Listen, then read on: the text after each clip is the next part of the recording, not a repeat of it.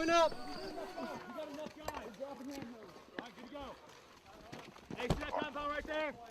4 meters that way. Right there. Go.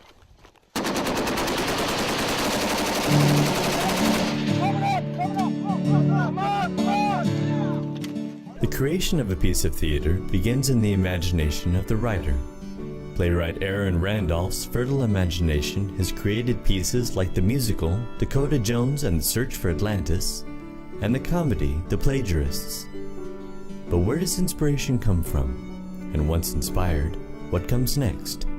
It started 5 years ago, and it started from reading just a really moving news article. It was actually in Newsweek about a soldier who was struggling with post-traumatic stress disorder, and it kind of followed the different lives of all of his family and his friends and how their interactions had changed. And that became kind of an idea for a show to look at that, like how all these different people, how their relationships changed with this young man who, had been one thing as a child, and when he came home from serving in the military, it was like a completely different person. And so I just started by writing out a pretty normal play about that. But it didn't work in that sort of format. And so that's when I started kind of our crazy process we've been going through for the last couple of years of trying to take a very normal kind of linear story and change a lot of the elements to make it more surreal. So that's kind of how the process has developed into the play we have now.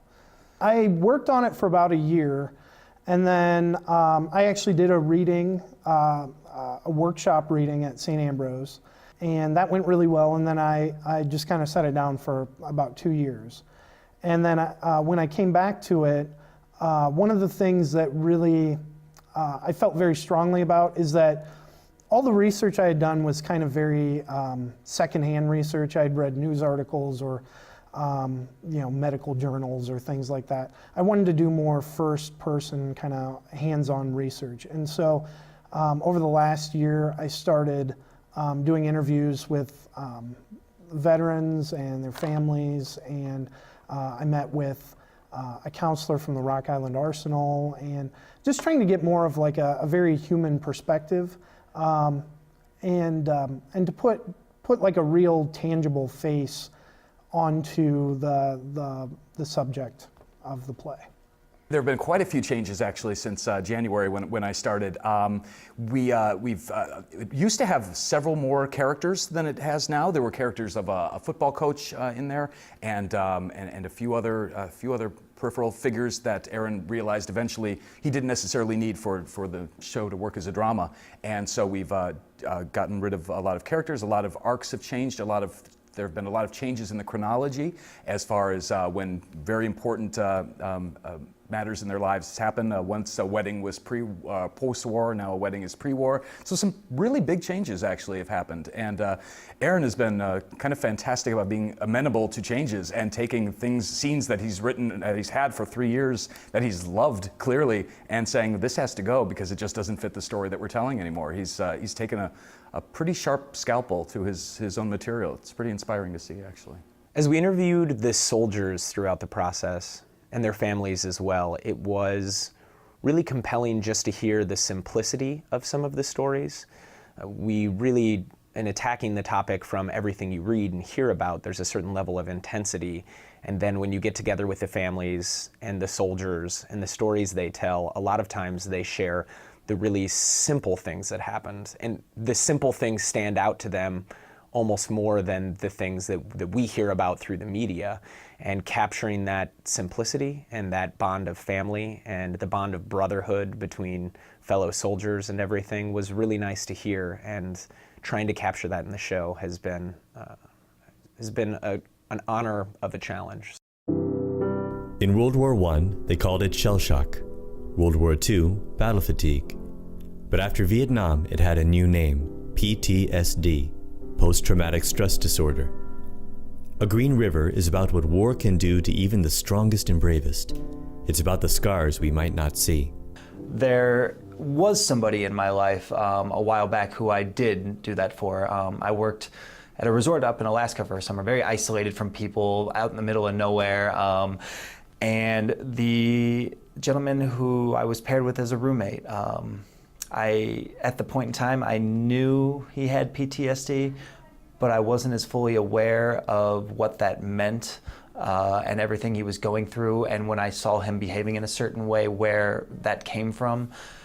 And so going in depth into this topic kind of made me reflect on that a lot, and it was very scary to look back and understand behavior patterns that he was demonstrating, and to realize that too late. You know, and I don't think that I personally could have necessarily been of a big help, but you know, that I maybe said things I shouldn't have, or behaved in a way that was counterproductive to what he was going through. And I feel very unfortunate that I'm just now realizing some of these things. However, it's kind of reemphasized the importance of the topic, as well as I feel like I can do some justice to the part because I've been so close to it for so long. Though Green River is a theatrical creation, it is based on real stories and sobering statistics. Roughly half of the soldiers who return from war with post-traumatic stress disorder don't seek treatment, and many more drop out of therapy early. Surprisingly, fewer than half of the soldiers who report symptoms of combat-related PTSD receive the care they need, and between 20 to 50% walk away before they complete therapy. I don't know, you know, do you ever have something on your mind and you can't let it go? What's on your mind?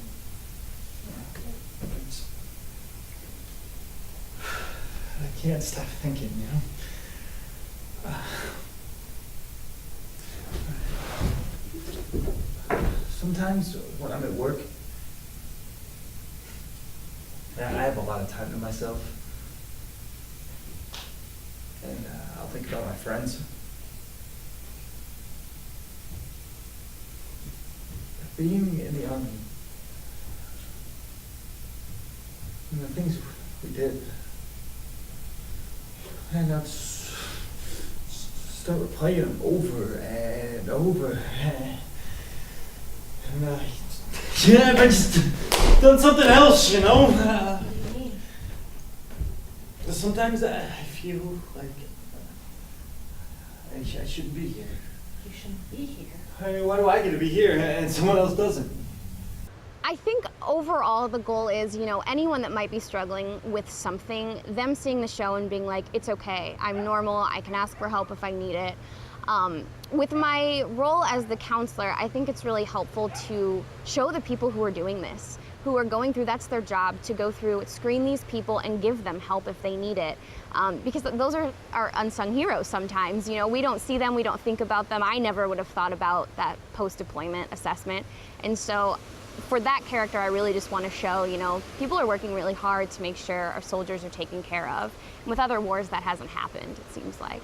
Every article you read is more and more horrifying than the one that came before it. They're all wrenching because they're all very human stories, and yes, it's heartbreaking, and it's important then when in rehearsals to you realize that you have a very strong obligation to both the disease itself and the treating it with the proper gravitas, and also with the people who are suffering from it and the people who know people and love people who are suffering from it. It's a pretty heavy responsibility. And having said that, that's why it's wonderful that the play also is sometimes very light and very romantic and very surprising. And it helps the tougher subject matter go down a little bit easier, I think. I couldn't look at the actual health assessment. You have to have a password to get in and go to it. But Aaron got an example of some of the questions and used that. And mostly he had a lot of it from David Manning, going through and like, what do you ask them, what do you talk to them about? But there are some questions that would just be really difficult, I think, from a soldier standpoint, and even from the counselor, to have to address with a stranger. You know, did you see people killed? Did you engage in direct combat? Things that normally soldiers don't talk about, especially with family. And so that's something that's really interesting to try to play that the way it really happens. Every soldier, every person is different when it comes to the beginning stages of psychotherapy. But a therapist's job really is to build a rapport and create a safe environment, whether it's a soldier or anybody else. And that's equally as important here. Soldiers are a subculture of our society, and that subculture has its own rules and regulations, and some of the rules are sort of anti-therapy. Soldier up, you'll take it, grin and bear it kind of thing. And so soldiers are taught not to complain, not to talk about it, do their job and get out. So I think it takes a therapist a lot of patience and a great deal of trust in their own process that they are going at the speed that needs to be for the soldier's comfort level. Today, we are gathered together to honor Corporal Eric White for his gallantry in service and for distinguishing himself among his fellow soldiers. We honor his acts of bravery in the face of danger, his quick thinking in the midst of chaos, and his utter selflessness when faced with almost certain death.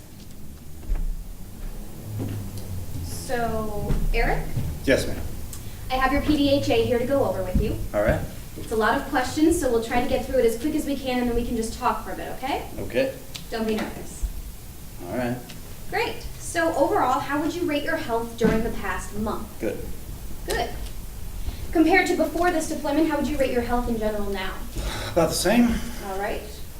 Were you wounded, injured, assaulted, or otherwise hurt during your deployment? No. During your deployment, did you ever feel like you were in great danger of being killed? Yes. Did you encounter dead bodies or see people killed or wounded during your deployment? Yes. Did you engage in direct combat where you discharged a weapon? Yes, a number of times. During this deployment, did you seek care for combat stress or mental health problems or concerns? No, I did not. Did you remember to bring the cooler? Yes, Dad. Come on, keep up, Jeff. Coming, Dad. Dramatizing their experiences and the experiences of families they leave behind became Eric's story. It is not the story of any particular war, but of one man who went to serve his country, who returned to the safety of family, but could not come to terms with the reality of battle and the death of his friend, a young husband and soon-to-be father who was killed before his story could be told. Eric, I can't even begin to imagine what you've been through. And I wish there was something I could say to just make it all go away. Yeah.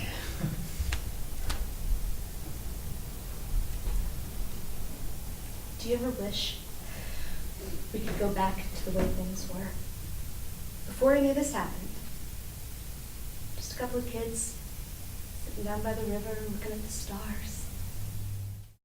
When I first enlisted, I knew it was going to be a possibility to deploy. Honestly, it didn't really hit home with me until they said, "Hey, Stratton, you're going to Afghanistan, so pack your stuff." And at that point, it was just kind of like, "Oh boy, okay, all right." It kind of caught me off guard because I wasn't really expecting it at the time. Because I went with an augment, with a different unit, I was an augment, so there were only actually 7 of us from my unit that went, so we weren't actually scheduled to deploy or anything, so it caught me off guard. I was a little excited and nervous and scared all at the same time because I didn't really know what to expect. I knew Afghanistan had become like the new hotspot for our activity, our offensive activity and things like that. So I knew that there was, potential for danger or whatever you might say. I knew that I wasn't going into a peacekeeping mission. I knew it was an active combat zone. You could hardly go anywhere without being mortared.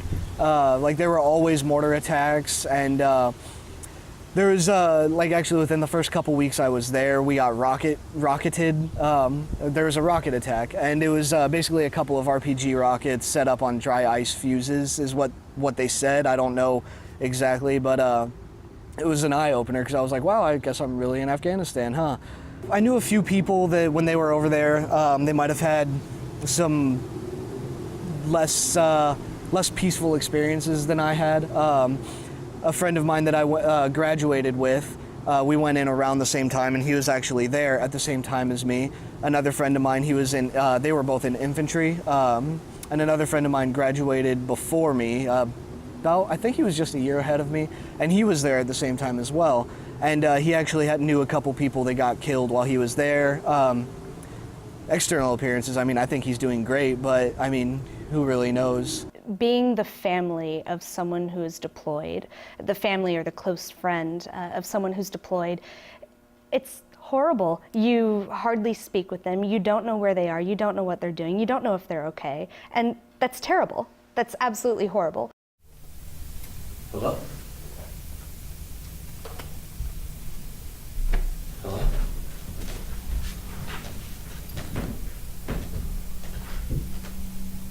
Don't let your mind play tricks on you, Private. In the heat of battle, it's easy to get confused. Stay with your battle buddy, work as a team, follow instructions, always be ready.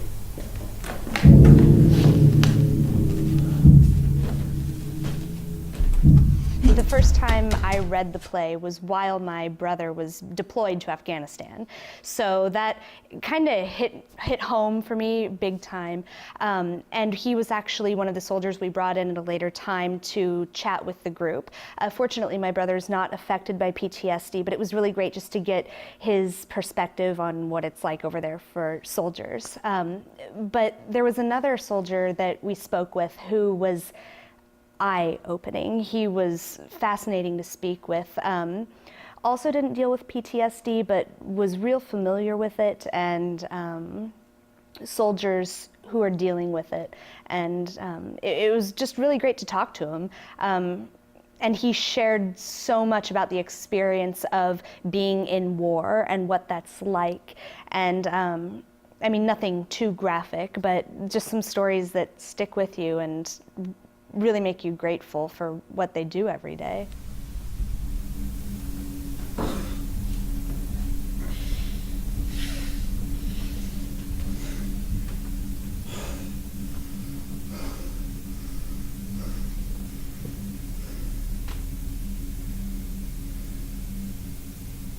I'm so relieved that my brother does not suffer from PTSD after hearing some of the stories I've heard, and after hearing about some of the things he's seen. You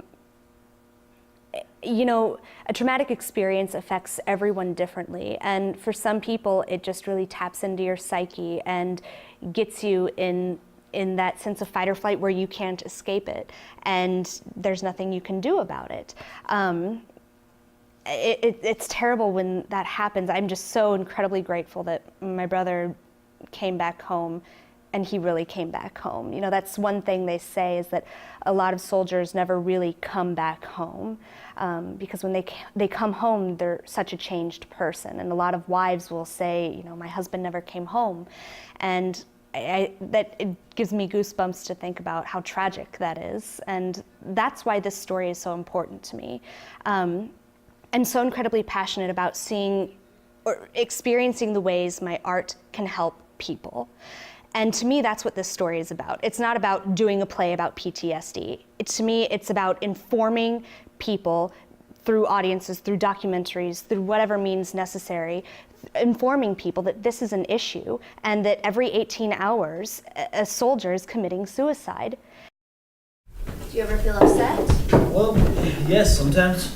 Do you ever have a hard time relaxing? Well, yeah, sure. I mean, I get stressed out sometimes. Do you ever have a hard time letting go? Things that get stuck in your head and you just can't get them out? Yes. How does that make you feel? Frustrated. What's something that frustrates you? I don't know, I guess just, you know, being in the Army, things were simple, you know, they made sense. Sure. And now it just sometimes just feel like I don't belong. How so? When I was a soldier, I knew what I was supposed to do, and I did it. I took pride in my work. And what was it you were supposed to do? Kill people. That's funny, isn't it? No one wants to hear that. My wife, I can't tell her, but that's the truth. That was my job. Well, why do you feel like you can't talk to your wife? I don't know. Do you think she'll judge you? No, it's not that. I guess it's just, yeah, I don't know what to tell her. I mean, when you bring something like that up, like, hey dear, these mashed potatoes sure are great. Did I ever tell you about that time I shot some guy in the face? Of course not. You don't have to tell her what you did. Yeah, well. But when there are things that are bothering you, do you ever think you could talk to her about that? No, I don't want her to know. Why is that? Because I want to keep her separate. I want to protect her. Does that make sense? Yes. How's it going up here? Do you ever find yourself missing that? What's that? That feeling, making any progress? The sense of purpose? Yes, a bit. Do you want any help? No, I'm fine. Are you sure? Yeah, I'm fine. It's just a crib. How hard can it be? Does that ever make you feel frustrated? Is that how you put it together? Angry? No, this is how you take it apart. On edge? What's the matter? It's just this damn piece won't go in right. Have you read the instructions?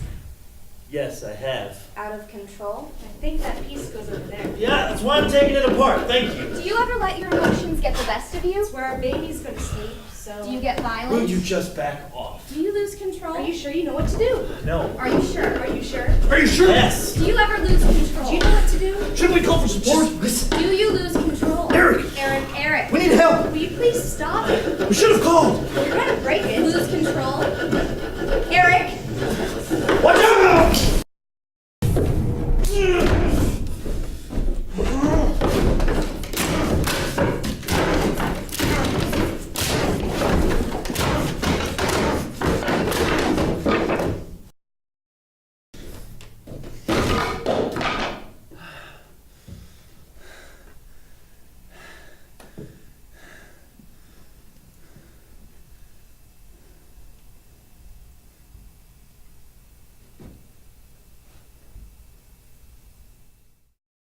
I think a lot of soldiers don't get the help they need because of their pride, because of their shame, and because of their training.